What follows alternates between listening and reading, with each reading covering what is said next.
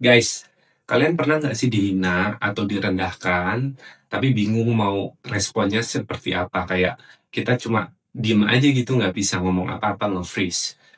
Bukan karena kita setuju sama hinaan mereka, cuman kita nggak tahu aja mau responnya apa. Kayak mau marah nggak enak, mau hina balik juga nggak tahu mau hina apa gitu. Kayak ya bukan kita aja untuk hina orang lain kayak gitu.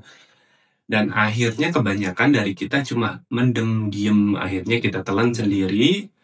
Cuman kan kalau kayak gini terus-menerus lama-kelamaan ya nggak sehat juga ya buat kita. Karena gue penasaran, akhirnya gue cari-cari nih teori-teori gimana sih cara buat merespon orang kalau kita lagi direndahkan. Dan ternyata ada banyak sekali teori-teorinya dan sangat-sangat menarik.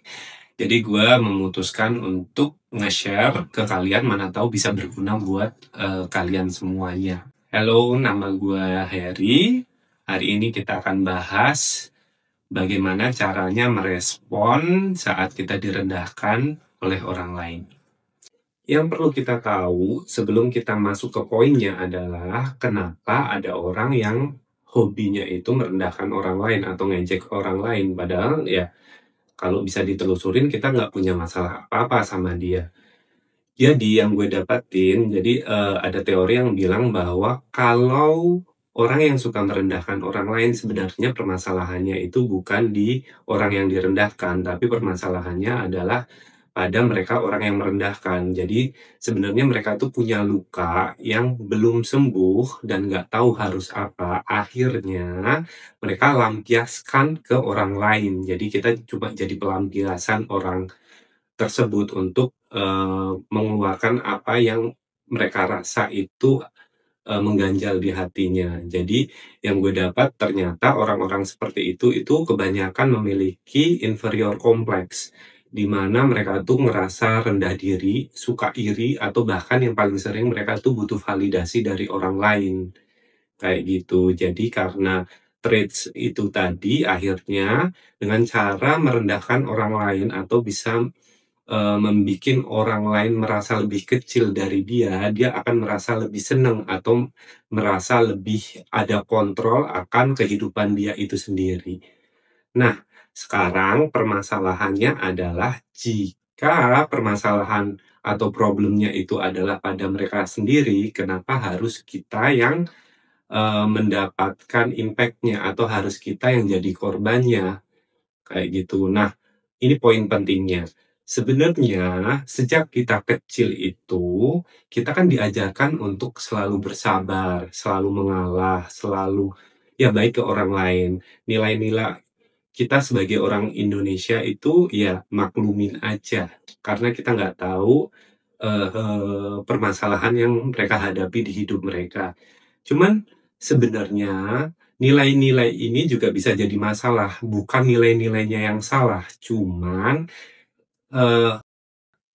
nilai-nilai ini jadi masalah ketika kita terapkan kepada orang yang salah, kepada orang yang tidak pantas kita terapkan nilai-nilai ini, yaitu orang-orang yang sikapnya tidak baik ke kita, atau orang-orang yang selalu ingin merendahkan kita. Karena kalau kita terus-terusan membiarkan mereka menghina kita secara tidak langsung, kita akan mengajarkan mereka bagaimana bersikap ke kita. Kita mengajarkan ke mereka kalau ya nggak apa-apa kalau mereka lagi ada masalah atau lagi butuh pelampiasan, datang aja ke kita, hina aja kita semaunya, rendahkan kita semaunya biar biar dia bisa merasa tinggi. Itu akan jadi masalah karena akhirnya nanti lama-kelamaan kita akan kehilangan percaya diri, kehilangan jati diri, dan akhirnya orang akan memperlakukan seenaknya ke kita.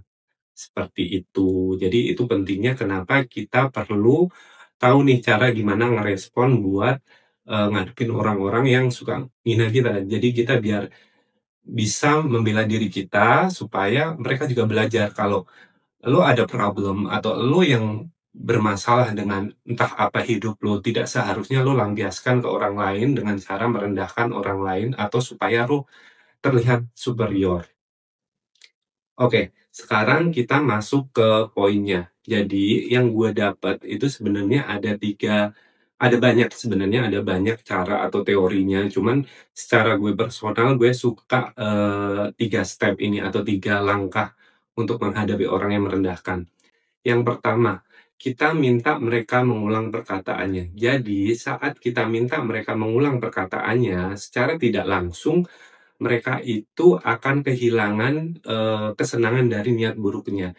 Jadi mereka tuh tidak dapat dopamine hit dari reaksi kita saat kita dihina. Karena dari teori yang gue dapat ternyata orang-orang yang agresif secara verbal ataupun emosional, mereka tuh mengharapkan reaksi kita, reaksi secara cepat kita. Jadi saat mereka menghina, kita kan biasanya bereaksi, reaksi inferior atau reaksi yang, cenderung nerima, itu biasanya mereka sukai karena mereka ngerasa, "Oh, gue superior nih dibanding orang yang kita hina," kayak gitu. Nah, saat kita suruh mereka minta untuk mengulang pertanyaannya, mereka tuh nggak dapet, reaksi itu. Jadi secara nggak langsung kita bilang kalau perbuatan mereka tuh salah, kayak gitu. Kalau kita tuh nggak nerima diginiin, kita tuh nggak inferior dibanding mereka. Dan dia akhirnya akan tidak nyaman dengan respon kita itu. Jadi salah satu contohnya ya, kalau misalnya di real life-nya yang gue dapet, misalnya gini deh, kehidupan hari-hari. Misalnya kita lagi makan, entah di kantin kantor, ataupun kan di restoran di mana aja sama teman kita gitu, teman deket kita.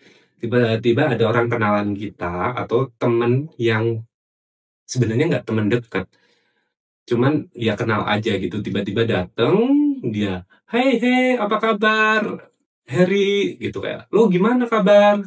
Gendutan sih lo," gitu kan. "Lo kok jadi gendutan sekarang?" Kayak, "Lo gimana sih kok jadi kayak gini?" Kayak gitu. Ya kan, kalau misalnya itu teman dekat yang sering ketemu, ya mungkin fine-fine aja ya, kayak itu emang sudah kebiasaan kita, atau itu cara bercanda kita. Cuman kalau orang jauh atau teman yang sebenarnya kita nggak begitu deket, terus tiba-tiba dia datang, menghina kayak gitu, tentu kita akan merasa emosi. Cuman kalau dalam kasus ini, kita tidak perlu emosi, kita cukup menanyakan ulang, perkataannya. Jadi kalau misalnya dia datang kan tiba-tiba kayak, "Eh, lu gendutan ya?" Gitu, kita respon aja, "Apa? Lu ngomong apa sih tadi? Coba ulang lagi." Kayak gitu. Nah, dengan kita menyuruh mereka mengulang, itu jadi spotlight-nya itu bukan ke kita lagi, bukan kita yang terasa terhina lagi, tapi spotlight-nya adalah mereka yang menghina, kayak gitu. Jadi dengan kita menyuruh mereka mengulang perkataannya itu tadi, mereka akan mulai nggak nyaman. Terus yang kedua itu tanyakan niatnya. Jadi, biasanya tuh kalau kita udah minta dia untuk mengulang perkataannya, mereka biasanya udah nggak nyaman nih, ya udah selesai gitu kayak, ya udah gimana dia akan menghilang. Cuman ada beberapa orang yang bener-bener akhirnya mengulang perkataannya atau mengulang hinaannya. Emang orang-orang kayak gini emang ada guys, emang orang yang agak nggak tahu diri. Jadi kalau emang ternyata lo nemuin orang kayak gini, lanjutkan responnya itu dengan tanya niatnya. Kalau misalnya, "Eh, gimana lu? Apa kabar? Gendutan sih lo. Eh, gimana sih lu sekarang kok kayak gini bentukannya?" Terus kita respon kan kayak, "Apa? Lu ngomong apa tadi? Iya, lu gendutan sekarang. Kayak dulu kayaknya nggak sejelek ini," gitu. Kayak gitu misalnya ekstrimnya kayak gitu. Ya udah lo lanjutkan aja responnya kayak, "Maksud lo apa sih ngomong kayak gitu? Lo ngejek?" Kayak gitu. Nah, dengan kita menanyakan maksud dari ucapannya itu tadi, kita memberikan cermin ke dia bahwa pernyataannya atau ucapannya itu tadi, itu tidak membuat kita senang atau itu menyinggung kita. Kita memberi cermin ke dia bahwa, ucapannya itu untuk kita itu mengejek, walaupun mungkin menurut dia bercandaan, tapi untuk kita itu ejekan, kayak gitu.